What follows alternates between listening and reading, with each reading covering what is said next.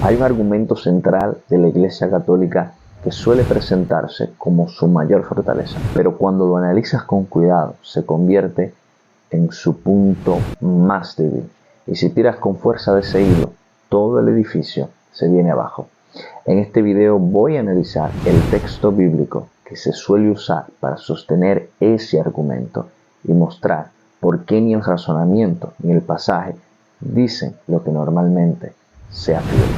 Si eres católico y estás viendo este video, no lo tomes como un ataque, sino como un análisis bíblico y lógico.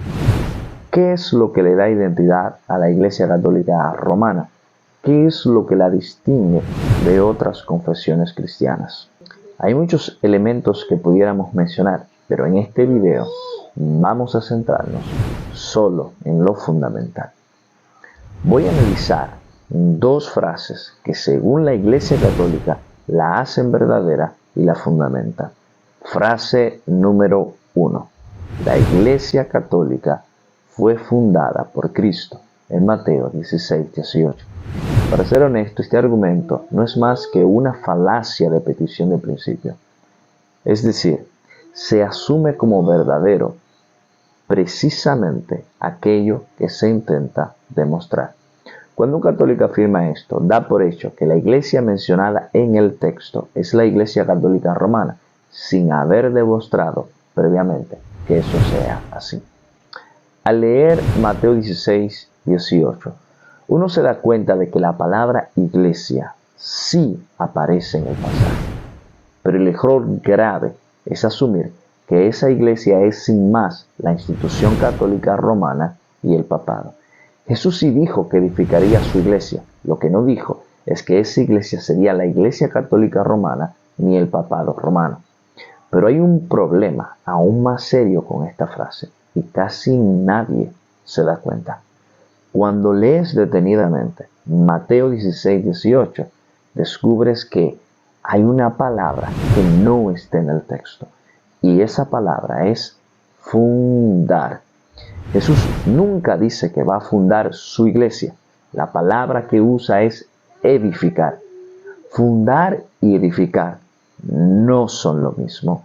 No son sinónimos, ni lingüísticos, ni conceptualmente. El texto dice, edificaré mi iglesia, no dice, fundaré una institución. Ahora bien, alguien podría responder, de acuerdo, Jesús no dijo fundar, pero Pedro sigue siendo la roca. Y ese es el segundo argumento central. La frase se suele presentar así, Pedro es la roca sobre la cual Jesús funda su iglesia. Pero una vez más, el problema es que el texto no obliga a esa interpretación exclusivista. Todos estamos de acuerdo en que Pedro tiene alguna autoridad dada por Cristo. Eso no está en discusión. La verdadera pregunta es esta: ¿en qué sentido Pedro es la roca en este pasaje? El texto permite varias interpretaciones legítimas. Lo que no permite es afirmar dogmáticamente una sola interpretación como si fuera la única posible. El problema no es reconocer que Pedro tuvo un rol importante. El problema es construir toda una institución infalible sobre la interpretación discutida del texto. Y aquí es donde el resto del Nuevo Testamento es clave. El apóstol Pablo afirma algo muy importante en 1 Corintios 3:11. Dice, nadie puede poner otro fundamento que el que está puesto, el cual es Jesucristo. Según Pablo, el fundamento último no es un apóstol, sino Cristo mismo.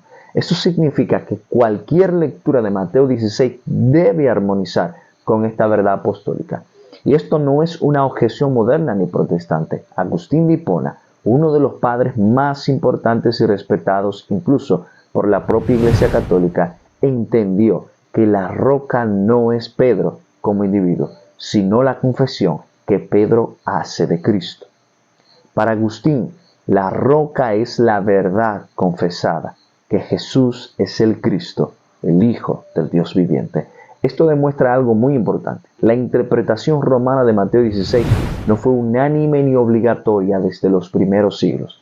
El problema, entonces, no es la Biblia, el problema no es Pedro, el problema no es la iglesia, El problema es afirmar que un texto sostiene dogmáticamente algo que el texto no dice. Y cuando ese argumento cae, también el edificio que se construyó sobre él cae.